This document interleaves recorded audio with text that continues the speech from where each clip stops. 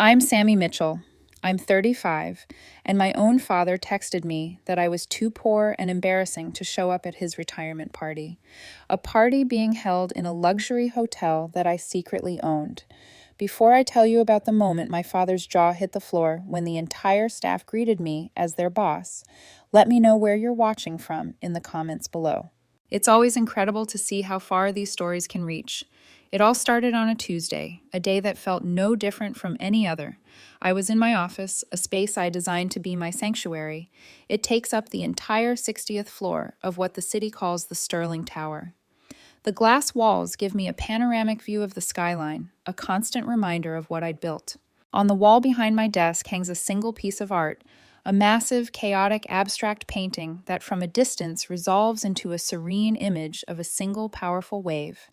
It's a metaphor for my life. To the world, I am S. Sterling, the reclusive founder of the Sapphire Hospitality Group, a name whispered in business journals. To my family, however, I was just Sammy, the black sheep, the daughter who traded a respectable career in accounting for what my father called a glorified waitress's job. The sun was setting, painting the sky in strokes of orange and purple. This was my favorite time of day, the quiet hum of the city settling into a gentle rhythm. That peace was shattered by the buzz of my phone. The caller ID read, Daniel Cooper. A wave of nostalgia and unease washed over me. Daniel was my first real mentor, the gruff, kind-hearted man who saw potential in a 25-year-old girl with nothing to her name but worn-out shoes and a fire in her belly. He was also, and this was the complicated part, one of my father's oldest and dearest friends. Sammy, his voice was heavy, strained in a way I hadn't heard in years. I wouldn't be calling if it wasn't an emergency. I leaned forward, my elbows on the cold marble of my desk. What's wrong, Daniel? Is it your health? No, not me, sweetheart. He sighed, a sound crackling with static and worry. It's your father's firm. It's on its last legs. They're months behind on their lease. I felt a familiar cold dread snake its way up my spine. The feeling was so intense it brought back a sharp, unwelcome memory. Being 15 and excitedly telling my dad about my plan for a summer baking business, only for him to wave his hand dismissively and say my time was better spent studying for the SATs. That same feeling of being fundamentally misunderstood. Daniel continued, oblivious to the bomb he was dropping. They're about to be evicted, Sammy. He's telling everyone this retirement party is a celebration, but it's a Hail Mary pass. He's hoping to woo some new investor to save the company. He's putting everything on this one night. My blood turned to ice. Evicted. I owned the building his firm, Mitchell & Son, was in. For the past 3 years, I was the one who had secretly instructed my property management company to grant them extensions, to keep their rent significantly below market value. All through a blind trust, so they'd never know. My father was about to be made homeless, professionally speaking, by me. And he was clueless. He thinks a party will save a sinking ship? I asked, my voice barely a whisper. The words felt hollow in the vast emptiness of my office. He's a proud man, you know that, Daniel said. He's pinning all his hopes on it. I know things between you are difficult, but he's your father. You should be there. Not for the past, Sammy. For what's left of his future, this will break him. We hung up, and I swiveled my chair to face the window. Proud man, that was an understatement. He was a man carved from pride and expectation. As if summoned by the thought, my phone buzzed again. A new text message from Robert Mitchell, my father. Don't come to my retirement dinner at Sapphire Grand. It's for successful people only. You can't afford it. Don't embarrass us. The screen glowed in the dimming light, each word a digital ghost of every insult, every dismissal I had endured for a decade. The irony was a physical weight pressing down on my chest, making it hard to breathe. The party was at the Sapphire Grand, my flagship hotel, my crown jewel. He was trying to save his company from a building I owned by throwing a lavish party in another building I owned, all while telling me I wasn't worthy to walk through its doors. I looked from the eviction notice I had pulled up on my monitor to the glowing text on my phone. And in that moment, the years of hurt, of quiet, anonymous support, of swallowing my own pride, coalesced into a single point of cold, hard clarity. Daniel was right. I had to go, but my reasons had just changed. This was no longer just about saving him from financial ruin. It was about ending the fiction he had built around me. It was about ending a lie that had lasted for 10 years. I wasn't going to show up as Sammy Mitchell, the failure. I was going to arrive as S. Sterling, and I was going to let the truth have its say. To understand why I was willing to walk into that lion's den, you have to understand the cage they built for me first. You have to know why S. Sterling had to be born from the ashes of Sammy Mitchell. Let's rewind 10 years. I'm 25, holding a business degree I'd worked my tail off for, and I'm sitting in the stiff, formal living room of my parents' house. It was a Sunday. Sunlight streamed through the windows, but it didn't warm the room. My father, Robert, was in his leather armchair, the throne from which he passed judgment. My mother, Margaret, was fussing over a vase of lilies, a master of feigned distraction.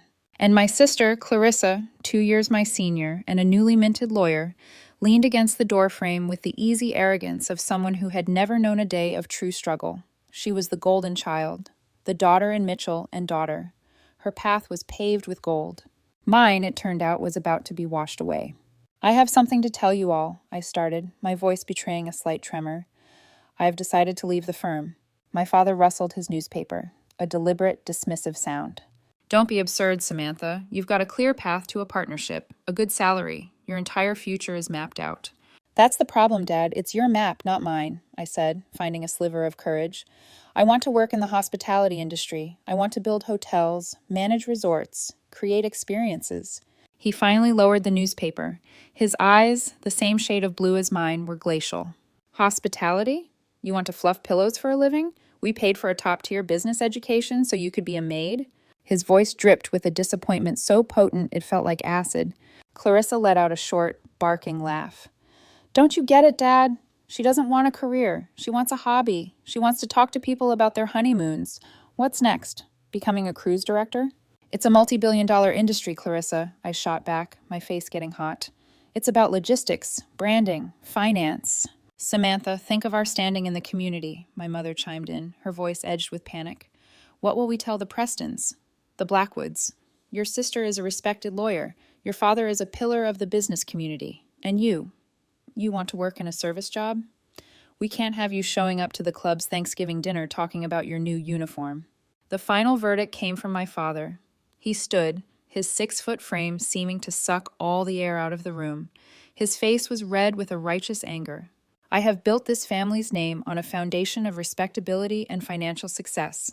I will not have a daughter of mine tarnish it by throwing her life away. If you walk out that door to pursue this fantasy, then you are no longer a Mitchell in my eyes. The Mitchell inheritance, the name, it isn't for your kind. Don't you dare come crawling back here when you inevitably fail. The word inheritance was a deliberate twist of the knife. He wasn't just talking about money. He was talking about belonging. I looked from his furious face to my mother's averted gaze to my sister's triumphant smirk. This was it. This was the moment I became an outcast. So I stood up, my own hands trembling slightly, and walked out that door. The click of the lock behind me was the sound of my old life ending. The first few years were a special kind of hell. I funneled my meager savings into a down payment on a dingy, closet-sized apartment across town. I landed a job as an assistant night manager at a hotel called the Crestview, a place that was one bad review away from being condemned. The pay was a joke, barely enough to cover rent and the instant noodles that became my staple food group. My life became a blur of 16-hour shifts. I did everything. I checked in weary travelers at 3 o'clock a.m. I negotiated with angry guests over broken air conditioners. I plunged toilets. I covered shifts for sick housekeepers. I was exhausted, bone-tired, but for the first time in my life, I felt alive. I was learning. I remember one night, a water pipe burst on the 3rd floor. Water was pouring through the ceiling into the hallway. Guests were panicking. My boss was unreachable. I, a 26-year-old woman running on 3 hours of sleep, had to take charge. I got the water shut off, moved all the 3rd-floor guests to new rooms, comped their stays, and spent the rest of the night with a mop and bucket alongside the one janitor on duty. It was miserable. But it was also the first time I felt truly capable. It was in the trenches of the Crestview that I met the 2 people who would become my real family.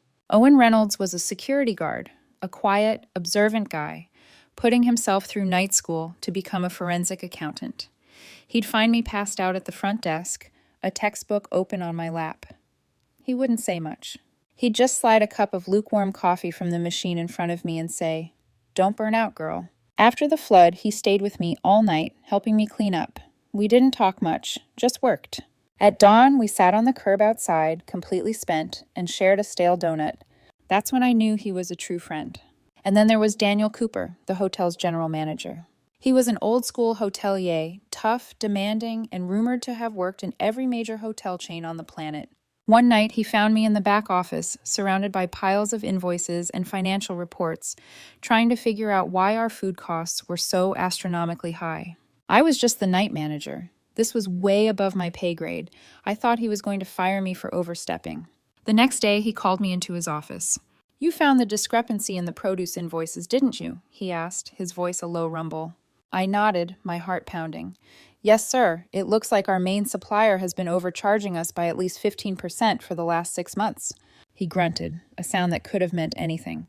Then he tossed a heavy ledger onto his desk. "I've known about it for a week. Wanted to see if anyone else was paying attention. You were the only one." He pointed to the chair opposite him. "Sit. You want to build hotels? You start by learning how to stop one from bleeding to death. Your first project, renegotiate every single vendor contract we have. Report back to me in a month." Daniel became my mentor. He taught me the brutal, beautiful business of hospitality. He taught me that loyalty from your staff was more valuable than marble in your lobby. He taught me how to see value where others saw ruin. And he gave me the words I would build my life on. "Success doesn't mean a thing if you can't stand up for yourself, but true success, kid, is measured by how you treat others when you have the power to walk away." I absorbed every lesson. I saved every dollar. When the Crestview was finally about to go under, I took the business plan I'd been secretly writing for a year and walked into the smallest bank I could find. I was terrified, but Daniel's words echoed in my head. I stood up for myself. I got the loan. I bought the hotel. I renamed it the Sapphire. With Owen and a small, loyal crew from the old staff, we gutted it and rebuilt it. We focused on service, on details, on making every guest feel seen. Within a year, we were turning a profit. That was the start. That was the first brick in the empire. It was then I made the choice to honor my father's decree. He had cast out Sammy Mitchell. Fine. I would build my world as someone else. I founded my company as S. Sterling. S for Samantha. Sterling for my mother's maiden name. A quiet, bitter tribute to the family I had lost. I hired a trusted colleague to be the public-facing CEO, the one who did the interviews and graced the magazine covers. I remained in the shadows, the architect of it all. It gave me the freedom to work, to build without the baggage of my past. And build I did. Over the next decade, Sapphire Hospitality grew. 35 hotels, luxury resorts, restaurant chains. The money was staggering, but my life was compartmentalized. I kept a distant, painful watch over the Mitchells. I saw Clarissa get her promotion. I saw her engagement announcement in the paper. Her fiancé was a man named Alex. Tall, successful, the kind of man my parents always imagined for their perfect daughter. Through my legal team, I created the blind trust. It was a buffer, a way for me to provide support without having to endure the sting of their rejection. I bought their office building to save my father's firm from a less forgiving landlord. I covered my parents' mounting medical bills. It was a strange, sterile way to be a daughter. A few attempts to call home over the years were met with the same cool dismissal. "Oh, Samantha. Hello. Yes, we're fine. Clarissa just made partner at her law firm. We're so proud. You're still managing that restaurant? That's nice. I have to run, dear." Click. Each call was a fresh wound. So, as I stood there adjusting the cuffs of my custom suit, I knew I wasn't just walking into a party. I was walking into the cross-section of my two lives. Owen, now my impeccably dressed head of global security, stood by my side. "You don't have to do this, Sammy," he said quietly. "I know," I said, my hand touching the folder in my coat pocket, the folder with the deed to the Tuscan villa, my peace offering, but I think it's finally time they met S. Sterling. The entrance to the Sapphire Grand was an elegant arch of glass and polished steel, a gateway to a world I had meticulously crafted. Tonight, it felt more like the entrance to a coliseum, my coliseum. I had Owen drop me at the curb from a nondescript town car. I wanted to walk in as Sammy Mitchell, the woman they thought they knew. The moment my foot hit the pristine sidewalk, the main door opened, but not by a doorman. My sister Clarissa stepped out, positioning herself squarely in my path. She was wearing a gown that was just a little too tight, a little too flashy. The smug grin she wore, however, was a perfect fit. It was the same one she'd worn 10 years ago as I was being exiled. Some things, I guess, never change. Well, well, well, she drawled, her eyes doing a slow, insulting crawl over my simple dark suit. Look what the cat dragged in. I'm honestly surprised you have the nerve to show your face. Dad sent you the text, didn't he? Or are you having trouble paying your phone bill these days, too? I got the text, Clarissa, I said, my voice a steady calm that I did not feel inside. My heart was hammering against my ribs. Then you know the score. She puffed out her chest, physically asserting her dominance over the space. This is a private party for friends and family, successful ones, the kind who can afford to be here. She leaned in, her voice dropping to a conspiratorial whisper that was meant to sting. The champagne they're serving costs more per bottle than your weekly salary, so do us all a favor. Turn your little rental car around and go back to whatever hole you crawled out of. Don't embarrass Dad on his big night. Every word was a carefully chosen dart aimed at the insecure 25-year-old she remembered. But she wasn't talking to that person anymore. Through the glass behind her, I could see the glittering chandeliers and the well-dressed guests mingling inside. My guests. In my hotel. I'm not here to cause trouble, Clarissa. I just want to see him, I said, my jaw clenched so tight I could feel a headache starting. And he doesn't want to see you. A sharp voice cut in. My mother, Margaret, materialized at Clarissa's side, a vision in emerald silk and what were probably very expensive, but fake diamonds. I knew the jeweler who had designed the real version of that necklace. Samantha, for heaven's sake, have some dignity. Clarissa is a partner at her law firm now. We are trying to maintain a certain standard. Your presence here, it just isn't appropriate. We can't bring you to the club for Christmas Eve if people think you're struggling. As if on cue, the third member of their welcome wagon appeared. Vanessa, Clarissa's best friend and Alex's cousin, a woman whose ambition was as sharp and cold as her cheekbones. She gave my perfectly good leather shoes a look of profound disgust before meeting my eyes. Still managing that little chain restaurant, Sammy? She asked, her tone suggesting she was talking to a particularly dim-witted child. You know, I have to give you credit. The sheer audacity is almost impressive. It's like you want people to feel sorry for you. Is that the same suit you wore to Cousin Jenny's wedding 5 years ago? The three of them formed a perfect unified wall of condescension. They were so wrapped up in their performance, so certain of their superiority, that they were blind to the absurdity of it all. They were barring me from my own property, mocking my finances while standing in the shadow of my success. As Vanessa mocked my suit, I had a fleeting memory of the final fitting in a quiet, sunlit atelier in Paris, the old tailor smiling and telling me it was a masterpiece. The contrast was dizzying. A part of me, the wounded part, wanted to scream. It wanted to lay it all out right there on the sidewalk. But that wasn't the plan. The plan was colder, more precise. I let a small, unreadable smile touch my lips. I looked past Clarissa, my eyes focusing on a point inside the lobby. I wouldn't be so sure about that, Clarissa, I said, my voice still quiet. She frowned, confused by my lack of reaction. I happen to know the owner of this hotel chain is a very private person, a bit of a recluse, but she has a strict policy. Every guest is treated with respect, regardless of their perceived station in life. You, being a lawyer, should know better than to make assumptions. My calm, almost academic response seemed to throw her off more than any angry outburst would have. Before she could formulate a comeback, I saw Owen approaching from inside. He was in his own perfectly tailored suit, an earpiece nestled in his ear, moving with an unhurried purpose that commanded attention. He didn't even glance at my family. He walked right up to me, his expression professional. "Ma'am," he said, his voice clear and resonant, easily carrying in the quiet space. "My apologies for the delay. Your table is prepared. Chef Michel is holding the amuse-bouche for your final tasting approval, and I've taken the liberty of rescheduling your 9:00 a.m. conference call with the Tokyo delegation to 11. I thought you might appreciate a later start tomorrow." The silence that fell was immediate and absolute. It was as if a vacuum had sucked all the sound from the street. Clarissa's mouth opened and closed like a fish. "Ma'am?" she finally choked out, the word foreign in her mouth. My mother's hand flew to her chest, her knuckles white against the green silk. Vanessa's face, which had been a canvas of smug disdain, was now wiped completely blank with shock. A doorman who had been watching the exchange saw Owen's deferential posture and hurried over, pulling the heavy glass door open. He nodded to me with practiced respect. "Good evening, ma'am. Welcome." Owen gestured for me to precede him. As I stepped over the threshold into the warm, glittering light of the lobby, the front desk manager, a bright young woman named Rachel Chun, whom I'd personally interviewed, looked up. Her face broke into a radiant, welcoming smile. "Ms. Sterling," she exclaimed, her voice carrying across the marble floor. "Welcome back. We trust your flight was comfortable. The presidential suite is ready for your father's celebration. Shall I let them know you've arrived, Ms. Sterling?"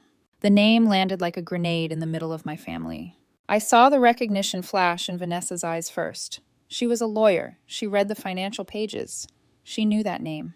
I saw the dawning confusion on my mother's face.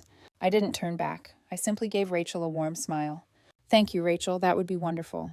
And with that, I walked into the heart of my empire, leaving the ruins of my family's arrogance shattered on the sidewalk behind me.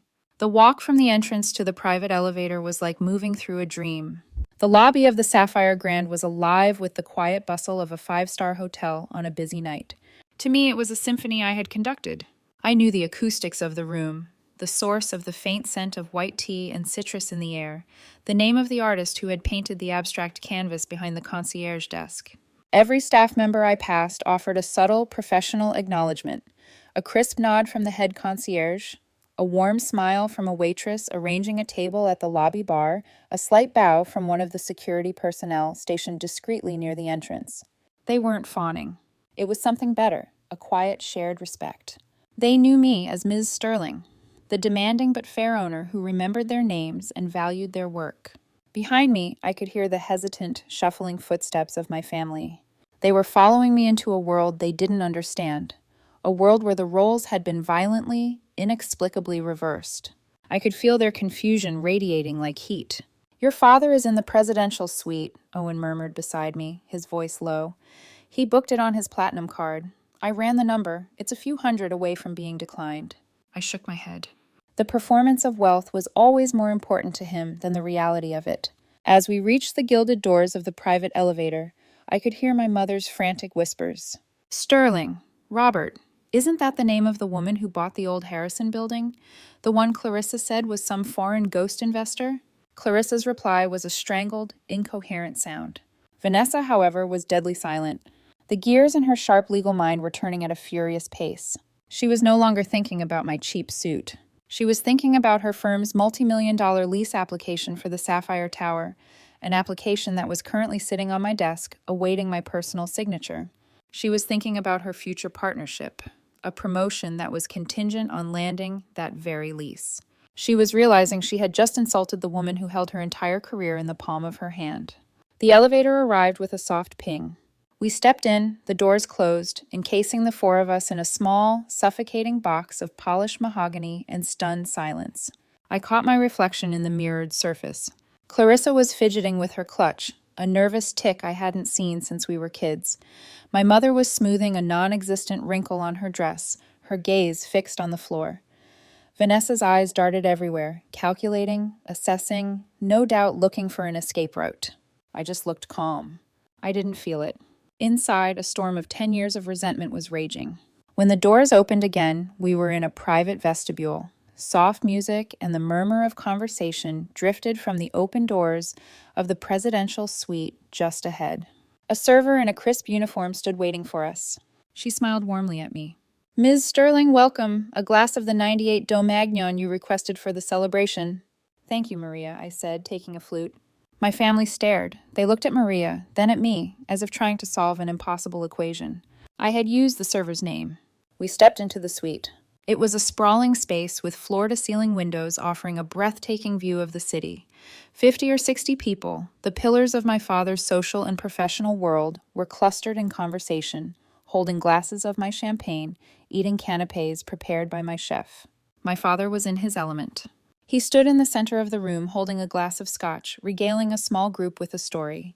He was laughing, his face flushed with bonhomie.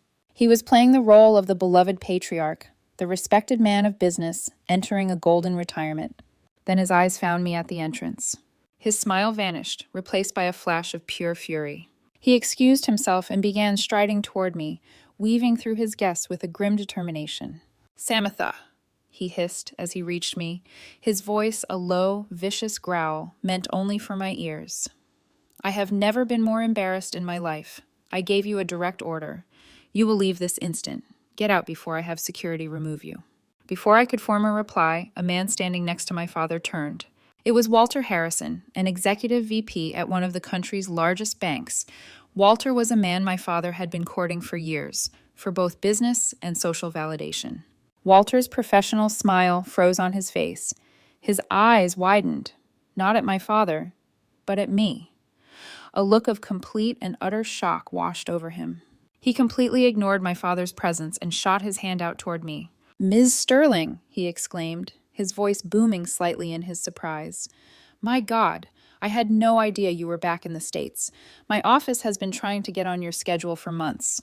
That loan proposal for our new tech division, it needs your final approval." My father went rigid. His hand, which had been moving to grab my arm, stopped midair. He looked at Walter's outstretched hand, then at my face. He heard the name, Ms. Sterling. He heard the words loan proposal, final approval. The concepts were so alien in relation to me that his brain seemed to short-circuit. "Walter, what did you just call her?" he stammered. Walter, completely missing the family drama unfolding, let out a chuckle. "This is S. Sterling, Robert, the founder of Sapphire Hospitality. She's only one of the most important private investors in the country. Don't tell me you two know each other."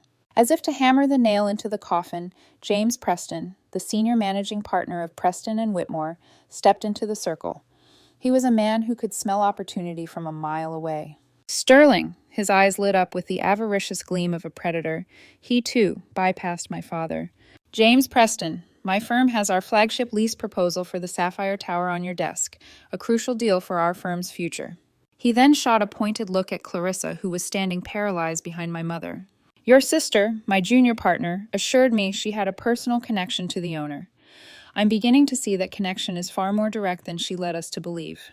The final devastating blow came from a notorious socialite named Elizabeth Blackwood, a woman my mother desperately admired. She let out a theatrical gasp. "Mitchell, is your last name actually Mitchell?" she said, her voice carrying across the now silent room. "Oh, Robert," she laughed, incredulous. "Is this your other daughter? The one you told me was having such a hard time finding her way? The one who was a waitress?" The party died. The music seemed to fade. Every single person in that room turned to stare. They stared at my father, whose face was now the color of ash. They stared at my mother, who was clutching Clarissa's arm as if it were a lifeboat. They stared at my sister, who looked as if she were about to vomit. And they stared at me.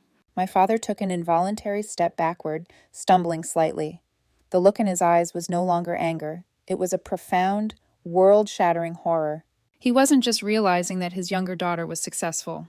He was realizing, right here, in front of all his peers, that his entire life philosophy, his worship of status, and his contempt for perceived failure had just been publicly, spectacularly, and irrevocably proven to be a lie. And the keeper of that truth was the very daughter he had deemed worthless. The silence in the room was a living thing. It was thick and heavy, punctuated only by the clink of ice in a forgotten glass. The partygoers weren't just watching a family argument. They were witnessing the public execution of a man's entire identity, my father's identity. He looked at me, his mouth agape, his carefully constructed world lying in smoking ruins around his feet. The man who had always had an answer, a judgment, a pronouncement, was utterly speechless. My mother was the first to react. Her social survival instincts, honed over decades of country club politics, took over. She detached herself from Clarissa and rushed to my side, her face a theatrical mask of maternal joy. "Oh, Samantha, my brilliant girl." Her voice, sharp and unnaturally loud, sliced through the silence. She grabbed my arm, her grip like a vice. "I always knew it. I told your father, didn't I, Robert?" I said, "That girl of ours is a genius. She's just playing the long game. We are so, so proud." The performance was so transparently false, it was painful to watch. The shift from cold disdain on the sidewalk to gushing pride in the suite was whiplash-inducing. I looked into her eyes and saw nothing but blind panic. I gently but firmly unhooked her fingers from my arm. "Mom, not now," I said, my voice low and final. Her face fell. Her best weapon, manipulative emotion, had just been rendered useless. I scanned the room. Vanessa was gone. No dramatic exit, no tearful farewell to her best friend's sister. She had simply assessed the new balance of power, realized her position was untenable, and vanished. A clean cut. I had to give her credit for her ruthless efficiency. My gaze then fell on Clarissa. She was a wreck. She had retreated to a corner, her face ashen, her hands shaking so violently she couldn't hold her phone steady. She wasn't the smug princess anymore. She was just a terrified woman who had bet on the wrong horse and just realized the horse, the jockey, and the entire racetrack were owned by the person she tried to trip at the starting gate. It was time to end her suspense. I crossed the room to her. She flinched as I approached, refusing to look up. "Tell me something, Clarissa," I began, my voice dangerously calm. "As a lawyer, you believe in ethics, right? In professional conduct?" She looked up, confused by the question. "What? Of course." "Good. So, what would you call it, professionally speaking, when one lawyer calls a financial institution to spread false rumors about a family member in order to prevent them from securing a business loan? What's the legal term for that?" The color drained from her face as she realized where this was going. I don't know what you're talking about." "Oh, I think you do." I pulled the slim leather folder from my jacket. It felt heavy in my hand. "You see, after I was turned away by every bank in the city 10 years ago, I got curious. Took me years and a lot of money, but I eventually found out why. Powerful people leave paper trails, Clarissa, even when they think they're being clever." I opened the folder and took out a single sheet of paper. It was a sworn affidavit from a loan officer, an old college buddy of Clarissa's. He had come forward years later, written with guilt. I read from it, my voice cold and clear. "Clarissa Mitchell told me her younger sister Samantha was emotionally unstable and a flight risk. She said she had a history of making poor financial decisions, and that any loan given to her would be a complete loss. She framed it as looking out for the bank, but it felt like she was actively trying to sabotage her sister." I looked up from the page and met her terrified gaze. He goes on, Clarissa, in detail. He describes how you called him 3 separate times to make sure the loan was denied. A choked sob escaped her lips. "You didn't just watch Dad throw me out," I said, the words like chips of ice. "You went behind my back and tried to bolt the door shut. You tried to guarantee I would fail. You wanted to be the only daughter left standing." I then pulled out the second document. "And this is a formal notice to your firm's senior partner, James Preston. It details the material misrepresentations and ethical breaches you made in your Sapphire Tower lease application. Consider your promotion, and likely your entire career at that firm, terminated. You're done." She didn't fight. She didn't argue. All the air went out of her. She slumped in her chair, a hollowed-out shell of a woman, and finally buried her face in her hands, her shoulders shaking with silent, pathetic sobs. I felt nothing. No pity, no triumph. Just a vast, cold emptiness. I turned and walked out onto the terrace, the cool night air a welcome relief. The city glittered below, an ocean of light, indifferent to the small human dramas playing out in the towers above it. The glass door slid open behind me. It was my father. He looked like a stranger, the swagger, the arrogance, gone, all of it stripped away, leaving a frail old man. He came to stand beside me at the railing. "My father, your grandfather, he came to this country with nothing," he began, his voice soft and distant. "He built a small business from scratch. He always told me, 'Robert, a man is nothing without a legacy, a name that means something.' I was so afraid of failing him. I thought success, a good name, a respectable profession, I thought that was the only thing that mattered, the only inheritance worth giving." He finally turned to me, his eyes filled with a desperate, pleading confusion. "Why didn't you tell us, Samantha? Why would you hide all of this?" A bitter laugh escaped my lips. "Tell you, Dad? When was the last time you actually listened to me? The last time I tried to tell you about my passion, you told me I wasn't a Mitchell anymore. You didn't want a daughter with dreams. You wanted a daughter who was a carbon copy of you. You wanted Clarissa." "I was wrong," he choked out, the words painful for him to form. "I was a fool. I am so, so proud of you, sweetheart. Please, can you forgive me?" There it was. The question he thought would fix everything.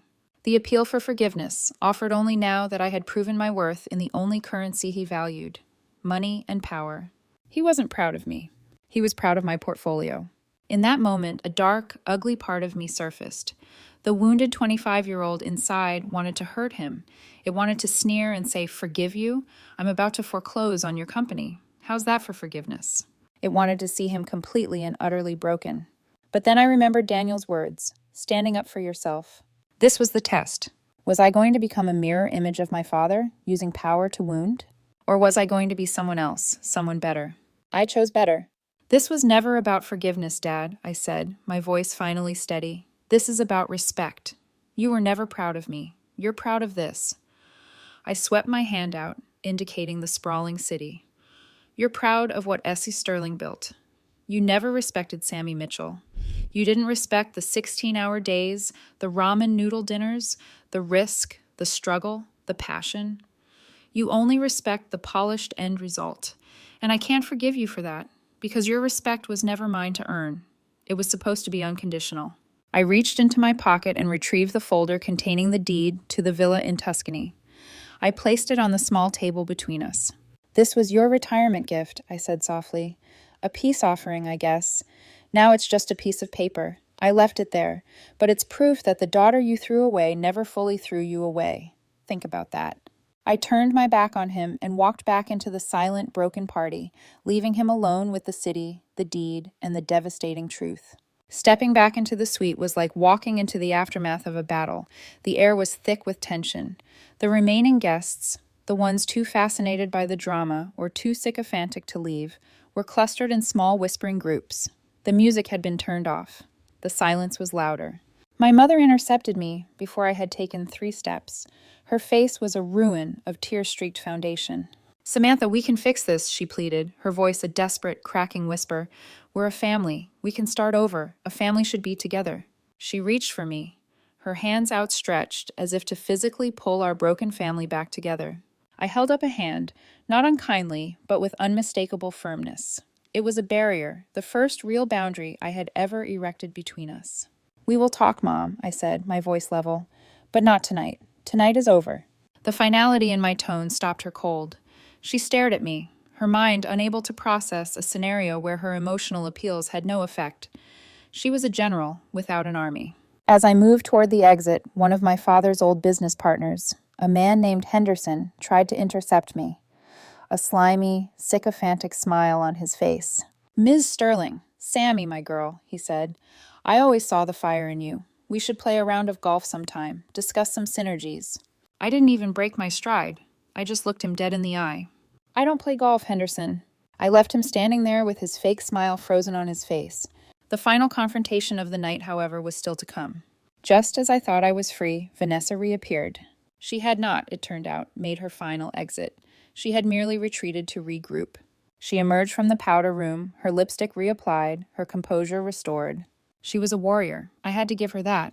She strode past Clarissa, who was still slumped in her chair, a non-entity now, and walked directly to me, her eyes bright with a new, terrifyingly focused strategy. Samantha, she began, her voice a low, intimate purr. I owe you an apology. I was misinformed. It's clear to me now that you are the true visionary in this family. What you've accomplished is breathtaking. She took a step closer. I've always been drawn to power, to vision. Clarissa, I see now, has neither. She was a strategic error.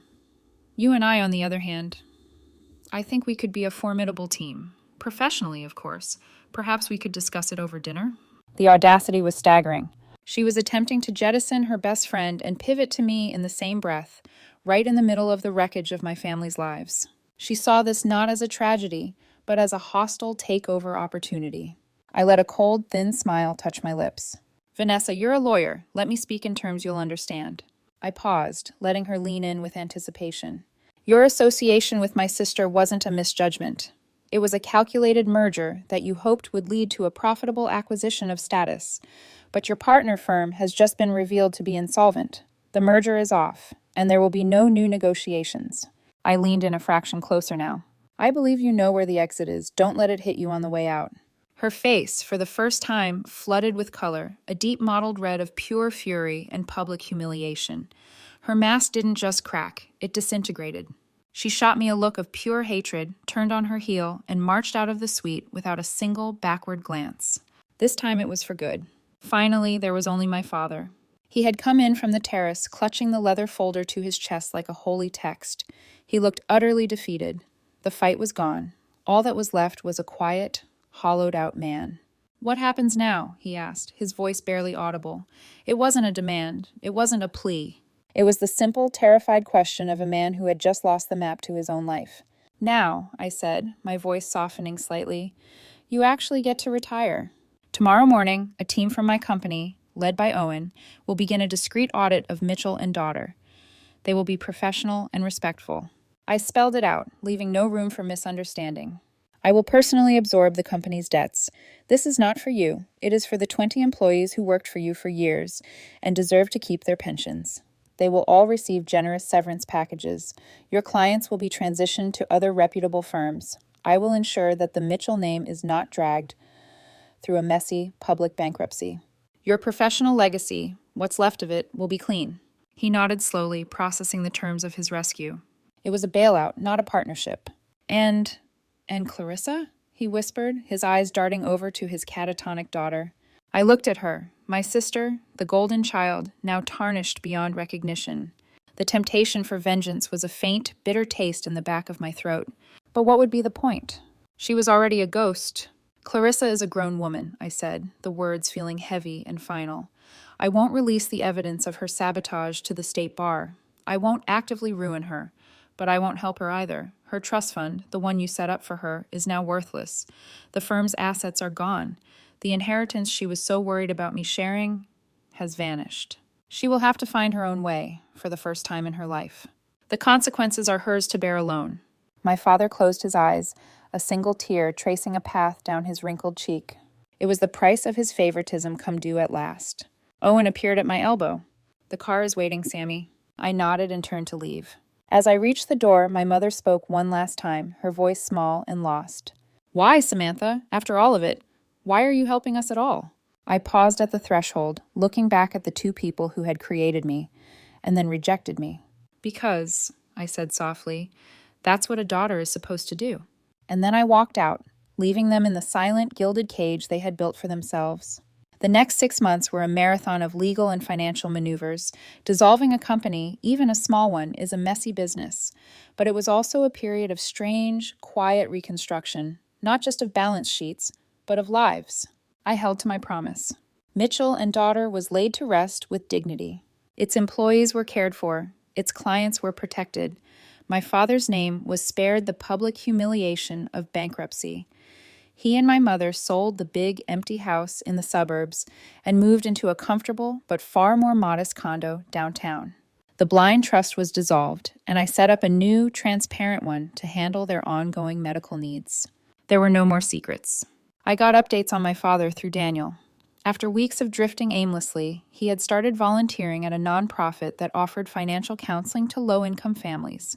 He was using his decades of accounting experience to help people who were truly struggling, not to pad a bottom line. One afternoon, I stopped by the community center unannounced. I saw him through the glass of a small office, patiently explaining a budget to a young couple who looked terrified and overwhelmed. He was gentle. He was kind. He didn't see me, and I left without saying a word. It was a quiet act of penance, and for the first time, I felt a flicker of something that resembled respect for him. Clarissa, as I had predicted, fell hard. Without the safety net of my father's reputation or money, her career at Preston and Whitmore ended. She was asked to resign quietly to avoid a formal ethics investigation. I got a call from my lawyer a few months later. Vanessa had filed for divorce, citing irreconcilable differences. Her strategic merger had failed, so she was liquidating her assets.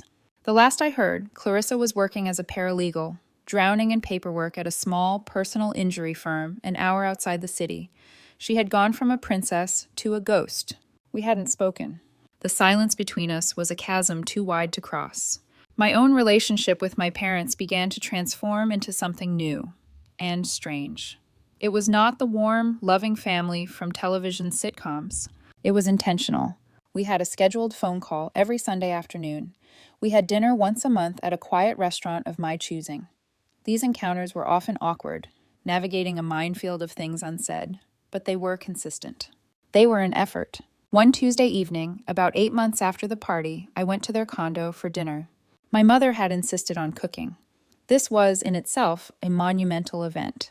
For as long as I could remember, she had outsourced cooking to caterers, viewing her own kitchen with a kind of aristocratic disdain. The meal was simple: roast chicken, potatoes, a green salad. It was delicious. "This is really good, Mom," I said, breaking the silence. She looked up, surprised, and a small, genuine smile touched her lips. "Thank you, Samantha." After we finished, she disappeared into the kitchen and returned with a small, leather-bound book. It was old, the cover softened with age, the pages stained and dog-eared. "I found this when we were packing up the old house," she said, placing it on the table in front of me. It was her recipe book, the one she had used constantly when I was a child, before the pursuit of status had replaced the joy of simple things. My throat felt tight. "Chef Michelle," I started. "The lemon meringue pie she made." "My recipe," my mother finished for me, her eyes fixed on the tablecloth. "It's in here. It was always your favorite. I don't think I've made it a single time since the day you left." It wasn't an apology. It was a confession. A small, cracked open window into a part of her I thought had died long ago. It was an admission of loss, a quiet acknowledgement that my absence had been a hole in her life, one she had spent years wallpapering over with social engagements and designer clothes. We sat with that fragile truth for a moment. Then I saw a familiar look flicker in her eyes. It was the old skepticism, the deeply ingrained belief that everything, even kindness, must have a price. "Samantha," she said, her voice shifting back toward the formal tone she used when she was uneasy, "I still don't quite understand. All those years, the rent for the firm, the hospital bills, we were horrible to you. Why did you do it? What was it you wanted from us?" The question didn't sting like it would have a year ago. I didn't feel the need to defend myself. I just saw her for what she was, a woman so accustomed to a world of transactions that an act of unconditional love was, to her, a logical fallacy. I reached across the table and put my hand over hers. Her skin felt thin, papery. "I didn't want anything," I said, my voice gentle. "I did it because you are my mother, and he is my father. I did it because that's what a daughter does." I gave her hand a light squeeze, even when her parents have forgotten what it means to be parents. 2 tears welled up and spilled down her cheeks. They weren't the dramatic, performative tears of the party. They were silent, genuine tears of regret, of understanding. In that moment, I think she finally saw me, not as Sterling, the billionaire, not Samantha, the disappointment, just Sammy, her daughter. It wasn't a perfect storybook reconciliation. Our family was still a fractured thing. But for the first time, the pieces felt like they might one day fit together again, forming something new, something scarred, maybe, but something honest. And for now, that was more than enough. Today, I'm standing in my office again. It's been over a year since that fateful retirement party. The skyline outside my window is the same, a breathtaking panorama of steel and glass. But my view of it has changed. I no longer see it as a collection of assets on a balance sheet. I see it as a city full of homes, of people, of countless stories unfolding simultaneously. On the corner of my vast marble desk, nestled between a state-of-the-art monitor and a stack of financial reports, sits a small, stained recipe book. It's the most valuable thing I own. My phone chimes with a new message. I pick it up. There's a photo from my mother. It shows her and my father standing on the terrace of the villa in Tuscany. They're not posing for the camera. My father has his arm around her, and they're both looking out at the rolling hills, a shared, peaceful smile on their faces. The caption below it is simple. 3 words. "I thank you, daughter." I still have the company. I still have the wealth. But the meaning of those words has been fundamentally rewritten for me. Wealth isn't the number in my bank account. It's the strength to set a boundary and the grace to build a bridge. Power isn't controlling a boardroom. It's controlling my own reactions, choosing compassion over vengeance. The door to my office opens, and Daniel Cooper walks in. He's grayer now, but his eyes are as sharp as ever. He officially sits on my company's board, but his real title will always be mentor. He joins me at the window. "It never gets old, does it?" he says, nodding at the view. "No, it doesn't," I agree. He claps a warm, heavy hand on my shoulder. "You remember that lesson I beat into your thick skull all those years ago about standing up for yourself?" I smile. It's hard to forget. "Good."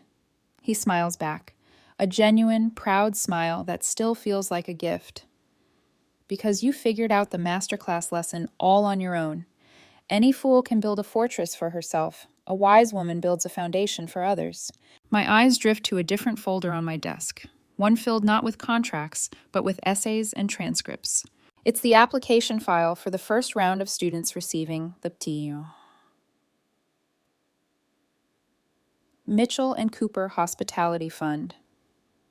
A full scholarship I created for kids from underprivileged backgrounds who want to enter the industry. Kids like I was.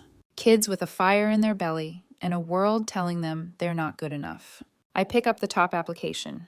It's from a young woman from a small town in Ohio. She wants to be a hotel designer. Her essay is about how she believes hotels can be more than just buildings. They can be places of refuge, of celebration, of memory. She writes about sketching designs for hotels in her notebook since she was 12 years old.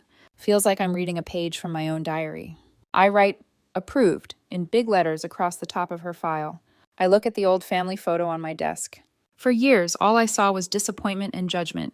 Now I see it differently. I see the fear in my father's eyes, the anxiety in my mother's, the deep-seated insecurity in my sister's. I see flawed, broken people who did the best they could with the tools they had. It doesn't excuse the pain they caused, but it allows me to understand it. And in that understanding, I find a quiet peace. I finally get it. The whole 10-year journey, the pain, the struggle, the lonely success, it wasn't about proving my family wrong. It was about proving to myself that I was worthy. Worthy of respect. Worthy of my own dreams. Worthy of a life built on my own terms. I built my own table, brick by painful brick. And now I have the profound, quiet joy of deciding who gets to sit there with me. And that is a richness beyond any measure. Thank you for listening to my story. I hope it resonated with you in some way. Have you ever been in a situation where you had to fight to be seen for who you truly are? I'd be honored to read your experiences. Please share your story in the comments below. And don't forget to like and subscribe so you don't miss what's coming next.